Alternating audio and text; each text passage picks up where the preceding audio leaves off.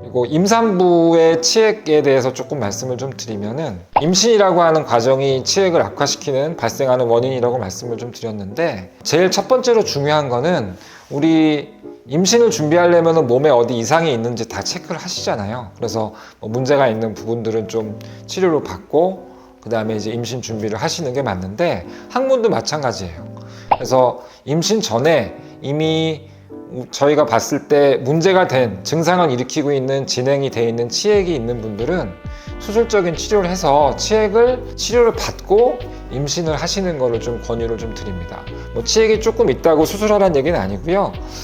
예를 들면은 이전부터 자주 변 볼 때 변기가 뻘개질 정도의 출혈이 반복이 됐다든지, 아니면 조금만 피곤해도 혈전성 외치액으로 항문 통증을 여러 번 겪으신 분들, 그리고 이미 변 볼 때 타랑이 돼서 손으로 밀어 넣어야 되거나 잘 안 들어가는 3기, 4기에 내치액을 갖고 있는 여성분들이 임신을 계획을 하신다.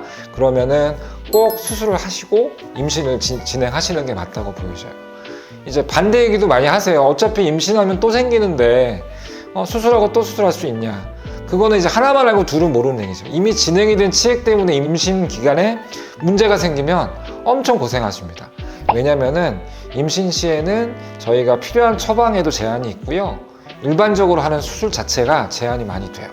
그래서 정말로 뭐 감돈치액이 생겨서 도저히 뭐 조직이 괴사가 돼가지고 오히려 조기진통에 영향을 끼칠 수 있는 치액이 있는 분들은 수술하는 경우에 되게 복잡합니다. 태아를 체크하면서, 그러니까 산부인과가 있는 병원에서, 그것도 마취도 하반신 마취가 아니고 뭐 국소 마취를 한다든지, 자세도 원래 치액 수술은 엎드려서 해야 되는데 옆으로 눕힌 상태에서 수술을 해야 되기 때문에 여러 가지로 좀 어려움이 많아요. 그래서 일단 임신 전에 이미 좀 말썽을 많이 피고 진행이 돼 있는 치액이 있는 분들은 가급적이면 제대로 된 치료를 받고 이제 임신을 진행하신 걸 말씀을 좀 드리고요. 임신 중에 우리가 치액을 좀 관리할 수 있는 방법은 결국엔 변비입니다. 임신이 되면은 변비가 생겨요. 어쩔 수 없이.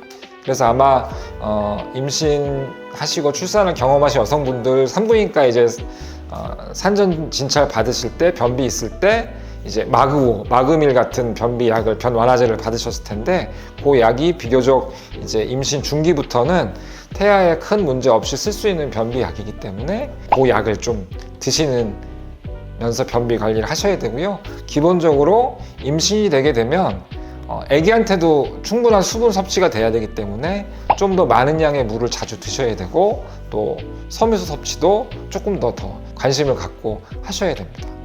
그리고 이제 당연히 임신 과정은 몸이 피곤하잖아요. 우리 항문 질환도 몸이 피곤하면 더 티가 잘 나요. 그래서 이럴 때는 이제 우리 남편분들이, 와이프 분들이 좀 힘들지 않게 옆에서 일도 좀 도와주고 잠도 좀 잘 수 있게 그렇게 좀 서포트 해주는 게 가족들의 도움이 또 필요하다고 말씀을 좀 드리고요. 보통 이제 임신 때 결국에 출혈과 부종에 의한 통증이 제일 중요하거든요. 뭐 타랑이란 문제는 수술적인 치료가 되지 않으면 해결이 안 되는데, 이제 배변 시에 출혈이 계속 된다거나 아니면 원래 있던 치액이 많이 부어서 아플 때는 저희가 이제 그 정맥 혈류 개선제와 같은 이제 그런 약들을 드리는데, 지금 약제 중에서 임신 중기 이후부터는 조심스럽게 쓸 수 있는 약도 있기 때문에, 만약에 이제 임신 중에 항문에 출혈이나 이제 통증이 생긴 분들은 그냥 집에서 마냥 버티지 마시고 병원에 와서 상태를 확인하시고